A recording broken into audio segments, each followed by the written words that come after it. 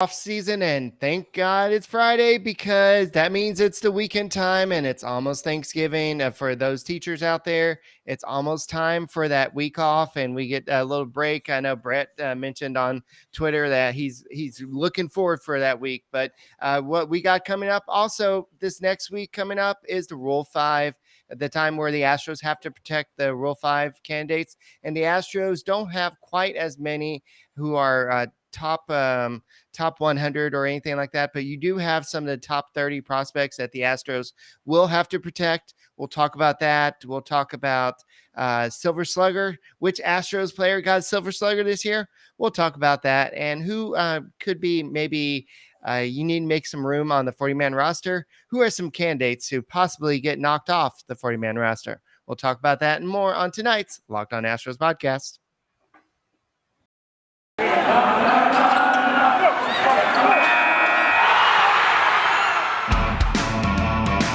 Hello and welcome to Locked On Astros, your daily Astros podcast. Here are your hosts, Eric the Man Huysman and Brett H-Town Wheelhouse Chancey.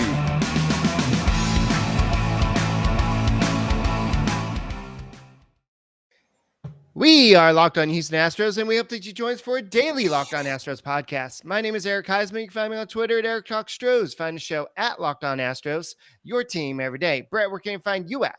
They can find me at H-Town Wheelhouse on Twitter and at Stros411 on Twitter, Instagram, and Facebook. Always positive, always Stros. All right, guys, thank you for making the Locked On Astros podcast your first listen. Yes, it's the off season, but we still got a lot of baseball to talk about all off season. We got a lot of moves to talk about. So keep on subscribing to us on YouTube. Keep on liking us. Keep on listening to audio version on Odyssey, Spotify, Apple, wherever you listen to your podcasts. Make sure you listen to Locked On Astros podcast. So we got a lot to talk about, including the Rule 5 candidates, and I'm going to go and list them. Then we'll go ahead and talk about the guys that must be protected. Jeremy Pena, a shortstop. Joe Perez, who's a third base. He was actually a former pitcher, but they moved him third base. Sean Dubin, he's a right-handed pitcher. Yainer Diaz, he's a catcher. Alex McKenna, he was a former top draft pick. He's the Astros number 17th overall outfielder. Then you have Scott Manea. He is a catcher, number 18th overall top 30 prospect. Jose Alberto Rivera, he's the number 28th. And then Joe Janice Torres, he's the number 29 right-handed pitcher. So those are the top 30, the players that need to be protected in a Rule 5 draft. And the deadline to protect them is next, I believe it's next Friday, or no, it's the 19th, I believe. So it was the 19th, and that's when you have to protect them, or else then on December 8th, you'll have a Rule 5 draft, and anybody could take them. And all the other teams be like, yeah, we hate the Astros, so let's go and take some good players from the Astros. Yeah, it's the 19th, and actually December 9th is the Rule 5 draft because the winter meetings end on the 9th, so they're both on the same day. I was just looking at the calendar here. The Rule 5 draft is interesting, and it's a key thing for a team. Sometimes teams will not protect a Rule 5 player because they know no one really wants them, and so they'll let them go, and then they'll be able to reclaim them. We've seen that happen in the past, but when you talk about this list, obviously Jeremy Pena is going to be protected because he's Jeremy Pena, and he possibly could be garnering shortstop. Joe Perez has skyrocketed after a resurgence. When he first came up through the minors, they had high hopes for him. He had basically petered out a little bit offensively, had been doing great, and really turned things around. So Joe Perez shot back up the boards in the top 10. And Sean Dubin, who we're going to have as a guest Sunday night live on Locked On Astros, he is one that you want to keep. Sean Dubin was highly sought after, and the Dodgers actually tried to pull him away from the Astros in a trade. The Astros never bit on it because they believe Dubin is the real deal. He's got a lot of stuff. The big knock on him right now is the control of his fastball. But Eric, I think these top three, Pena, Perez, Dubin, are the ones you keep. The other ones, I'm not really worried about Diaz because you've got Corey Lee. You've also got some other guys, and I believe Luke Berryhill. You got some other catching prospects that you don't have to worry about Rule 5.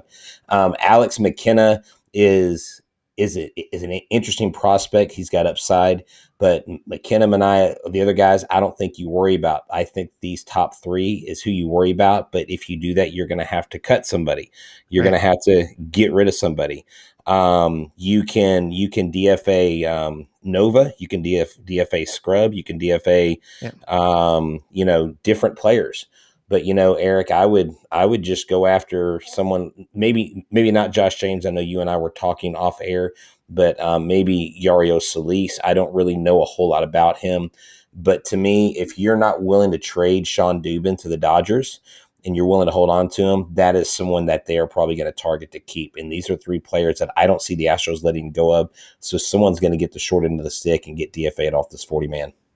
Granted, it's we're talking about a player in high A ball, but Yanier Diaz between the Astros, and he came from the Marlins organization. I think so. Yeah. So he batted 324, 17 home runs, 90 RBIs.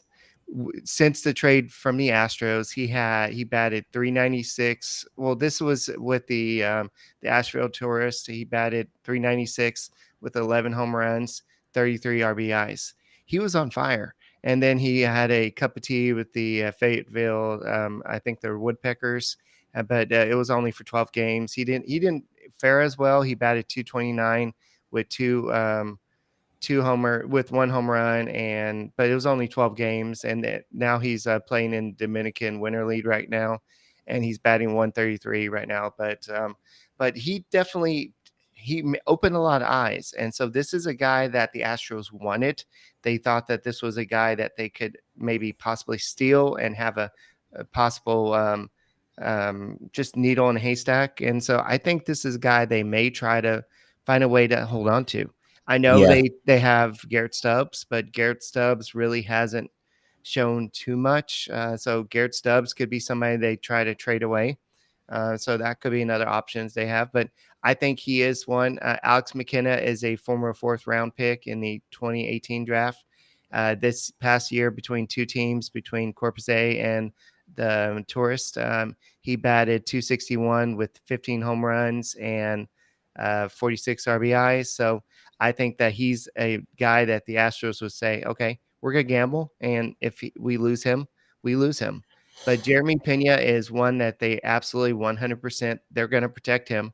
Sean Dubin, like you said, they're 100% going to protect him because he is part of their depth options. We keep on hearing them say, well, we're confident in who we have for the rotation. And he is one of those options for the rotation down the road. And here's the thing, the reason why you would keep someone like a Joe Perez is if he doesn't ever make it, if he's ready to make it in the pros, and you still have Alex Bregman. Let's say Alex Bregman turns things around injury-wise. He ends up just, upward trajectory and doing really well like he's done in the past. I know a lot of people really hard on him at the end of the season, like, oh, just trade Bregman. He's got value. He did terrible and he didn't disclose his injury and all these different negative things about Bregman. I think there's a lot of people in this city that love Alex Bregman as a player, as a person off the field, but there were a lot of people that were frustrated with, I guess, his lack of production where he didn't show up. And of course, we found out why he wasn't performing. But a Perez, if Bregman continues to be an all-star type player, Perez is a guy that if you protect, he could be, I believe, trade bait. He could be someone you could trade. But Bermudez was also brought up. Bermudez is a guy that came on late, and I believe didn't he get he got some minor league award from the Astros, I believe. Yeah, I think he was the pitcher of the year. So a guy like that, you're definitely going to be. Yanier Diaz, Larry the GM is saying he would be available to trade because the Indians knew he had to be protected in the Rule 5 draft. And so that's who we got him from. That's we got him from the Indians. And so, and Diaz is older. He's an older catcher. He's not a spring chicken. And I just don't see them keeping him. I know he had the power numbers and the batting numbers, but there's a reason why you are the age you are and you're still catching in the minor leagues. And it's just one of those things where you've got, I think, those top 3 that we have listed. are definitely protected. Bermudez could be protected, but if you do, some people are going to be getting DFA'd, and you're just going to have to cut the cord with some of these people because the roster is right at 38. So you don't have a lot of wiggle room to stand on or to go with. But I think you see some trades, and I think you go from there. Yeah, so I went ahead and put the list on there, and this is basically the list. So the top three: Jeremy Pena, Joe Perez, and Sean Dubin, is basically what we've been talking about, and the top three is who we think they're going to protect. So, yeah, definitely, I think that this situation that is worth monitoring, and the fact that we think that we need to add all these roster spaces, I mean these players, but you don't have the spots, and like James Click kind of mentioned to Dusty Baker the other day, well, you want me to go add all these players, but just you have to understand that there's only 26 man rosters right now. And so you just understand that. So it makes you kind of hungry and makes you want a Built Bar. So talk to us about Built Bar. Now, yeah, Built Bar is the best tasting protein bar on the land, and you can get the best tasting Built Bar wrapped in 100% chocolate for your family and friends at Thanksgiving. Like, you could bring a pie, that's fine, but here's the thing. You don't always have to just gorge yourself and just eat things with tons of calories. You can actually feel good about what you eat because something that's delicious wrapped in 100% chocolate, less than like between 130 and 180 calories max. These bars are full of protein. They're low sugar. They're low carb. So if you're like keto diet and all that stuff, this actually fits right in there with you. But it is a great option when you're hungry. If Thanksgiving is coming soon enough, if it couldn't get here soon enough, grab a Built Bar or two or a box or three, how many you want to get. New surprises are coming all month. Limited time flavors arriving at built.com. So check the website often. There's nothing like Built Bar Black Friday. Mark your calendar. Black Friday will be a huge event with all sorts of surprises.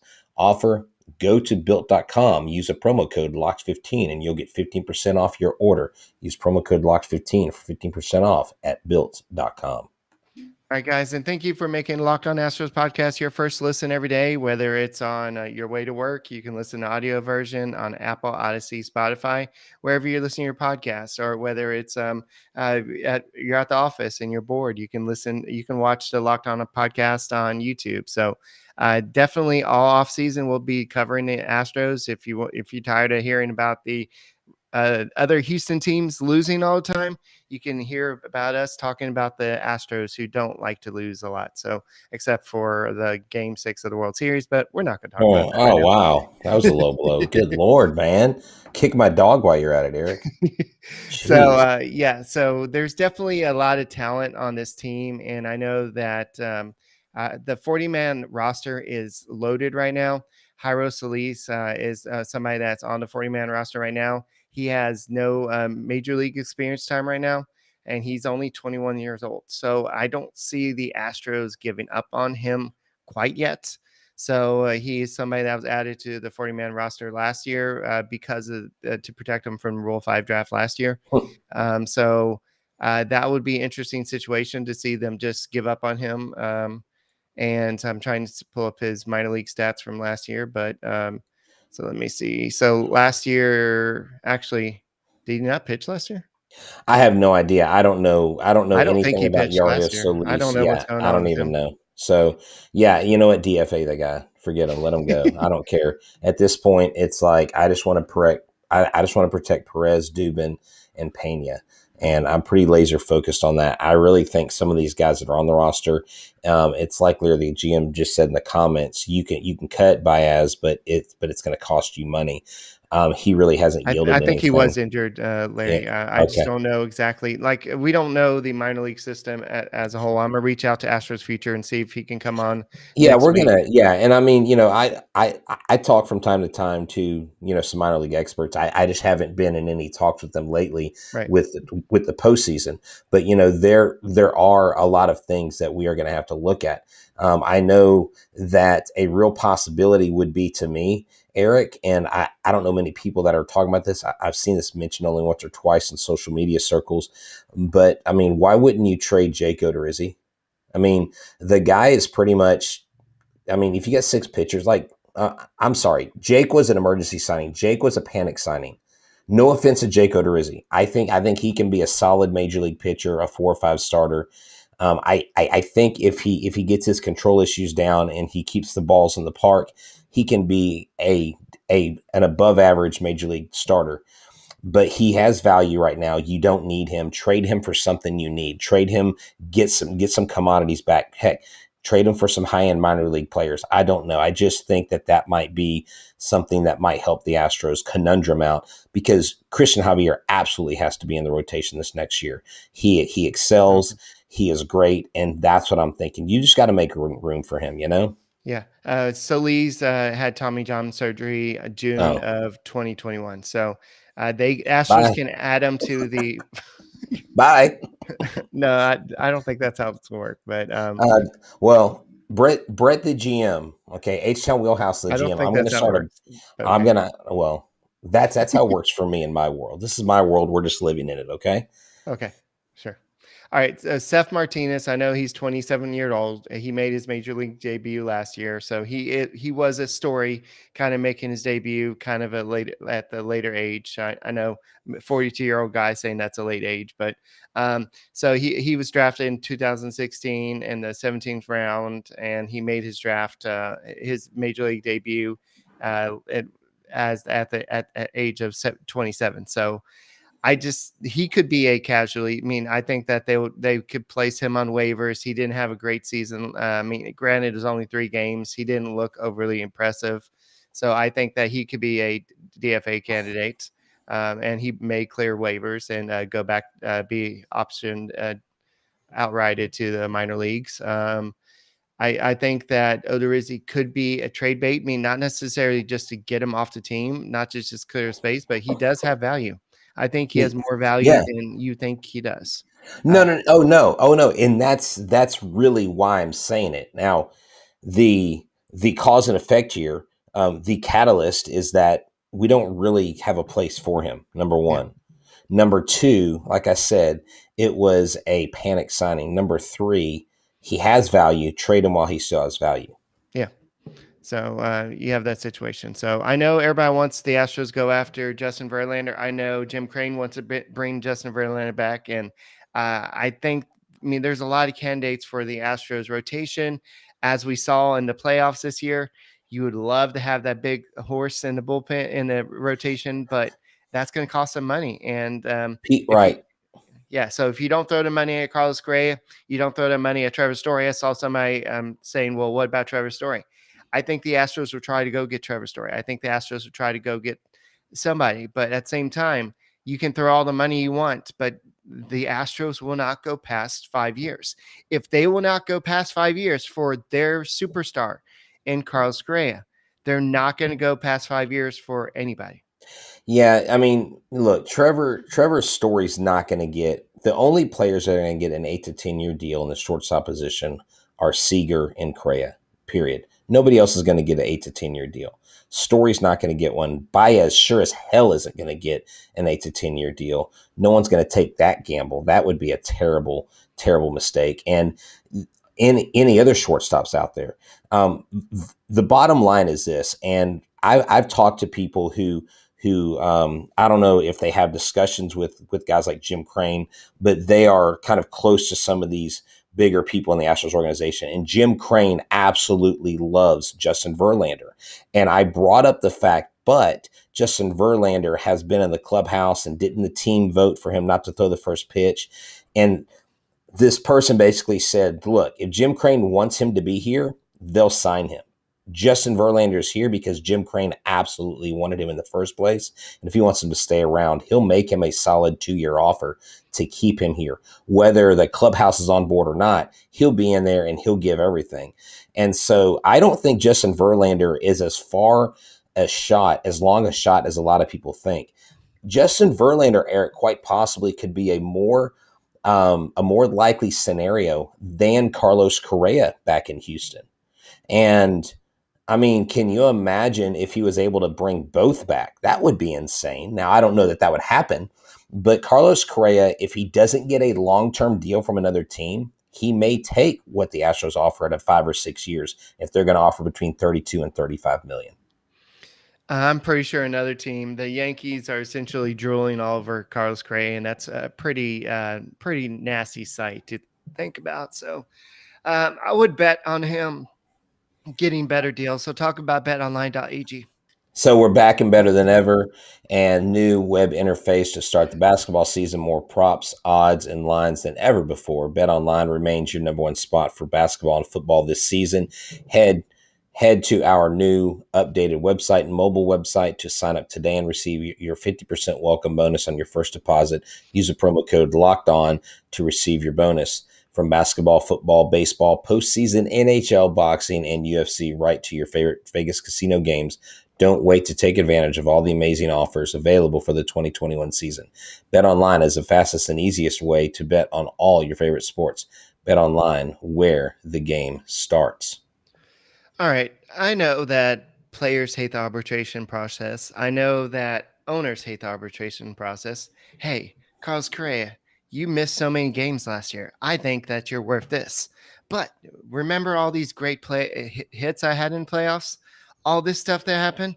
Well, the owners are trying to rectify this while they're trying to avoid having to have this work stoppage that could start as soon as December 2nd. So Yeah. they're trying to do these all different things. So you know what? The owners are saying, you know what? Let's go and get rid of this arbitration process, and instead let's go look at fan graphs and let's go and do the arbitration process based on your WAR. Yeah, basically the overall proposal is similar to the one that the league made in August, where basically people discuss this, that they would grant players free agency at the age of 29 and a half and do away with arbitration. Basically, I guess the single biggest change between the two versions is how the player salaries are determined. So in the August proposal, Eric, MLB offered to use a predetermined sum of money that would be distributed to eligible players, those who had reached at least 3 years of service. So then this time, an MLB is offering to pay players based on performance, specifically on a calculation of wins above replacement, or we know as WAR. But MLB proposed to rely on Fangraph's version of FWAR.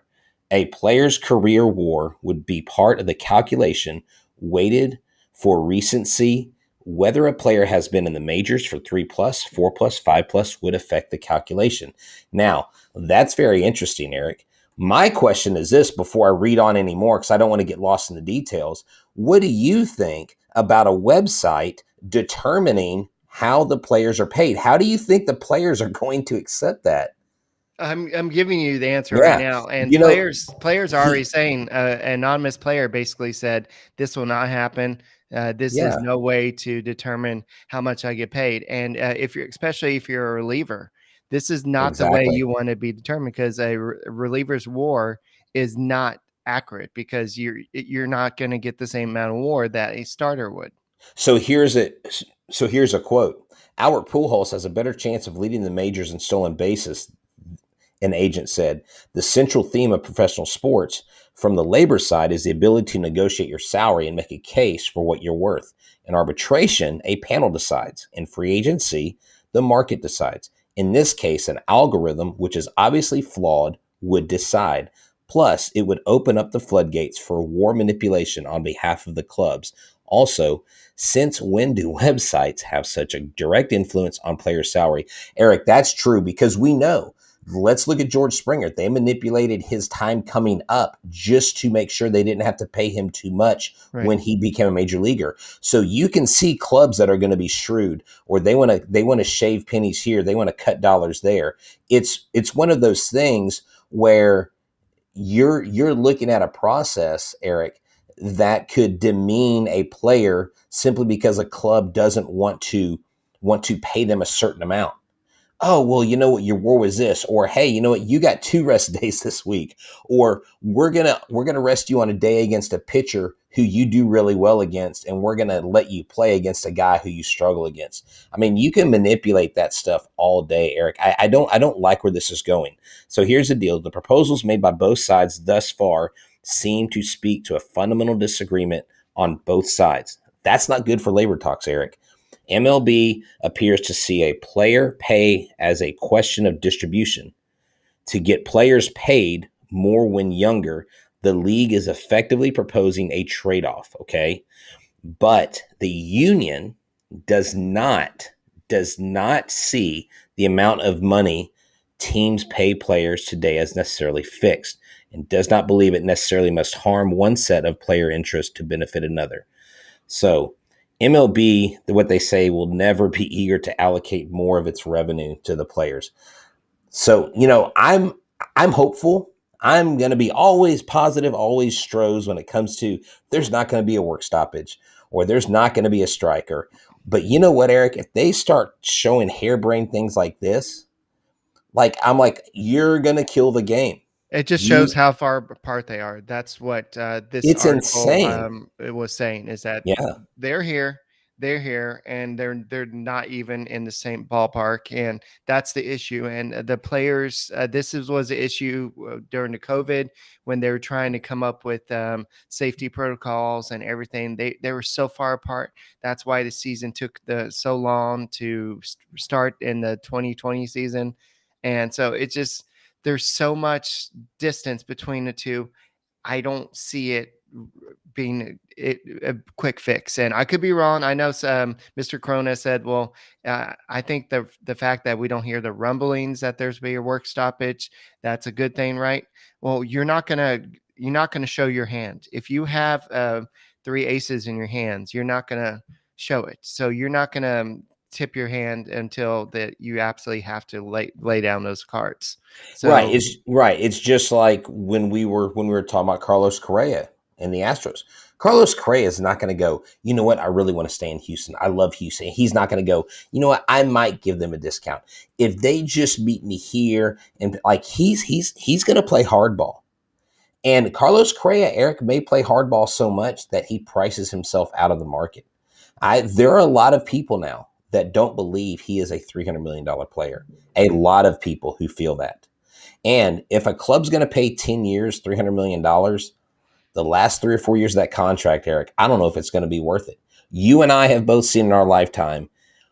Okay, name one player to me that has signed for 10 years, that has made hundreds of millions of dollars, that by the 6th or 7th year has not had almost a complete fall off physically and almost unable to perform. There's not one player you can say that's made it through all 10 years. Yeah. You know what I'm saying? I mean, those contracts don't work out. Yeah, they don't. Just ask the Rangers, and so, ask the Angels. Yeah, it just it's the Josh Hamilton deal for the Angels did not work out, or was it the Rangers and then he got traded to the Angels? I forget, but yeah, those long-term deals rarely work out. They don't. I had a friend tell me this today, Eric. He said if Carlos Correa wants to be here, he has no reason to go anywhere else because he has a chance to be on a ball club that will compete for a world title for the rest of that contract. And if he goes somewhere else because of the money, then he really didn't want to be here. And Godspeed, Carlos Correa. Enjoy the rest of your career. Because if he really wants to be here, he'll stay. Yeah. Speaking of Carlos Correa, I do want to kind of address the Astros had one of the best offenses during the regular season, not during World Series. And Eric, Silver Sluggers. I was just saying, how many Silver Sluggers? None, like one, zero. Not even Zilch. one. God, this is Nada. BS, bro. Yeah. Not even Yuli Gurriel. Now, question is Silver Slugger? It's not merely a power award, right? It is like the Gold Glove. It is like the best hitter, right? Right.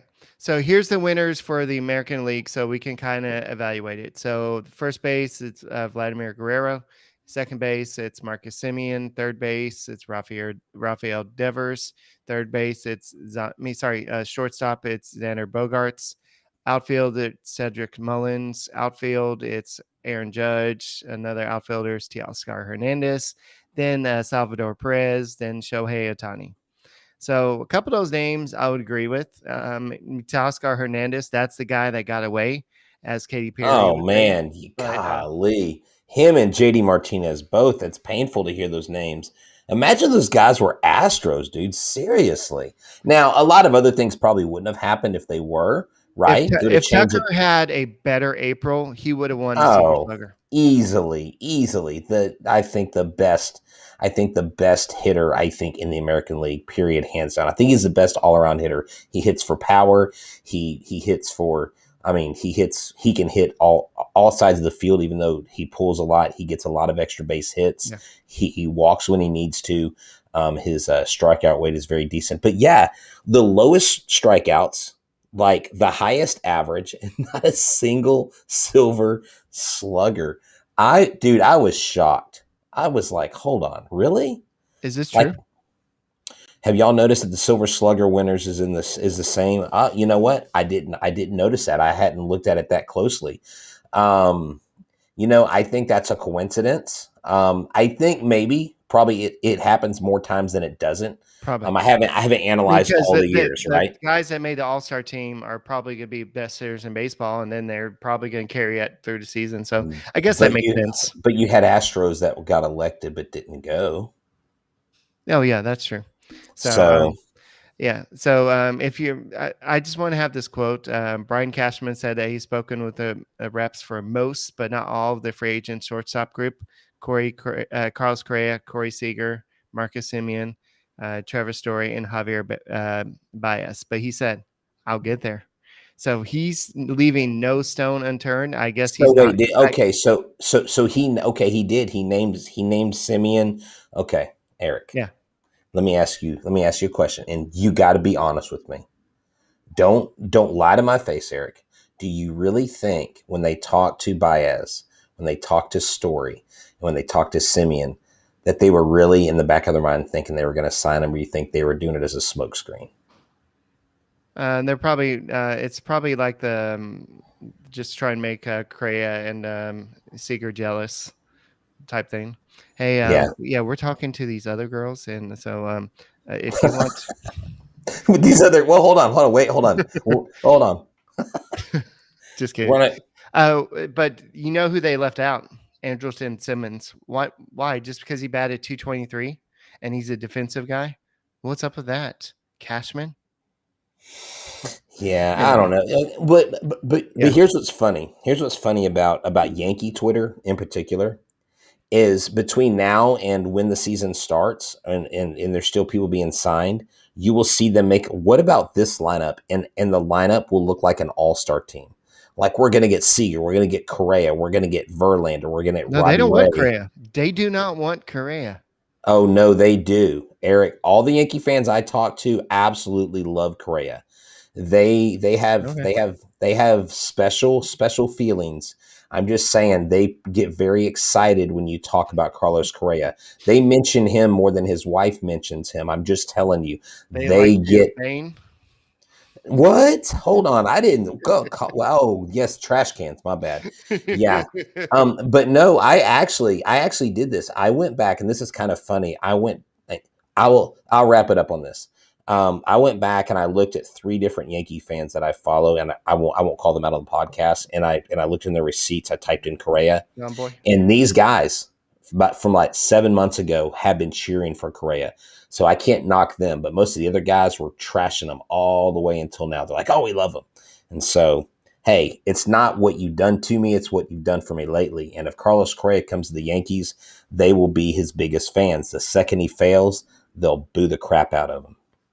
Yeah, for sure. So, guys, that's all we got for this Locked On Astros podcast. Keep on subscribing to us on YouTube. Keep on listening to us on the audio version on Spotify, Apple, wherever you listen to your podcasts. Keep on listening to Locked On Astros podcast. We're going to have a great guest on Sunday for Monday with Sean Dubin and Ghost Rose. And have a great weekend. And we'll be back. And happy Veterans Day, by the way, to all those who served and protected our country. And have a nice one, nice cold one this weekend. So Ghost Rose, and see you Monday.